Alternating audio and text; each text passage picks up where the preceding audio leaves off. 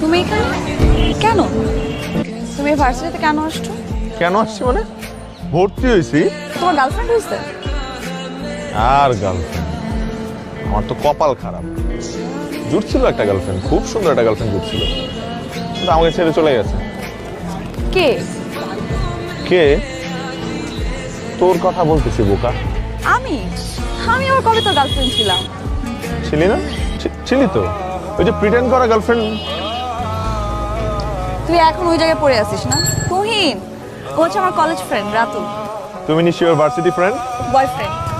Varsity friend? আমার boyfriend. Hi Ratul, good to see you. কই যাস? এই যে হলে। বইগুলো আমাকে দে। চল তোকে হল পর্যন্ত পৌঁছায় দিয়ে আসি।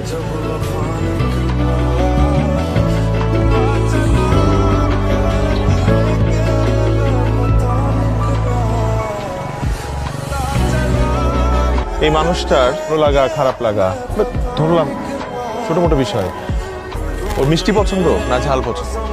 ওর কিসে মন খারাপ হয়, কিসে মন খারাপ হয় না, কিসে মন ভালো হয়? একটা জিনিস, একটার উত্তর দাও তো শুনি, আমি একটার উত্তর দাও। তো বলতে হবে না, কারণ তুমি তোকে মন থেকে ভালোই বাসো না। আই এম সরি ভাই, আমাকে মাফ করে দাও। আমি তোমাদের রোমান্টিক মুহূর্তটা নষ্ট করে ফেলছি। আমার এরকম কোনো গিফট আনাই উচিত হয় না। আচ্ছা, তোর কাছে কি মনে হয় তো কষ্ট করে পড়াশোনা করে এখানে ভর্তি হয়েছি কিসের জন্য? শুধুমাত্র পড়াশোনা করার জন্য না, ভুল। তুই এই ভার্সিটিতে আছিস, এই কারণে আমি এখানে আসছি। সবকিছু ছেড়ে ছুড়ে এইখানে আসছি শুধুমাত্র তোর জন্য।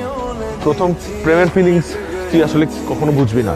তুহিন ছেলেটা ভালো না, তোকে ভালোই বাসে না। ও ব্যাংককে ওর বাবা মা নিয়ে না একটা তাহিয়া নামে একটা মেয়েকে নিয়ে যাচ্ছে। ওটা চিটার, এমন একটা চিটার বাটপার ছেলের সাথে তোর সম্পর্কে থাকার কোনো মানে হয় না। এবার আমার কাছে যাবো, জিজ্ঞেস করবো কাকে নিয়ে যাচ্ছে কাকে নিয়ে যাচ্ছে না, আমি এগুলো জিজ্ঞেস করতে যাবো এখন ওকে? কিন্তু আমি তো অথেন্টিক নিউজ দিছি তোকে, আমি তো আলতু ফালতু কথা বলি নাই।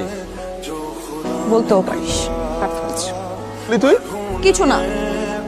আমার স্বার্থ আছে। হ্যাঁ অবশ্যই আছে, মানে এখন ওর সাথে আমার রিলেশন ব্রেকআপ হলে তারপর তুই আবার তুই আমাকে ভালোবাসিস না, ঠিক আছে, তুই ভালো না বাসতেই পারিস, কিন্তু তাই বলে তুই আমাকে এত বাজে একটা কথা বলবি? আমার স্বার্থ আছে।